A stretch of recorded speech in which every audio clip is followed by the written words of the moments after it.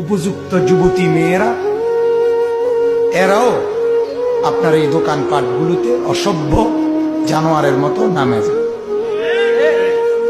এই এখন আমি যখন আসতেছিলাম, ফুল হরন দিয়া এরপরে উপযুক্ত মেয়েদেরকে সরাইতে হয়েছে আমার গাড়ি। এই এখন, অথচ রাত এশার ওয়াক্ত, অসভ্যতা কোথায় নামছে? এশার ওয়াক্ত, রাতের 8টা বাজে,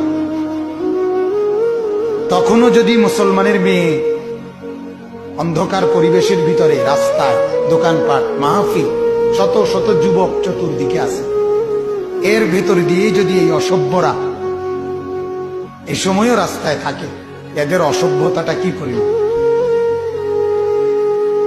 এরা কি পরিমাণ নিকৃষ্ট আপনি ভাবেন।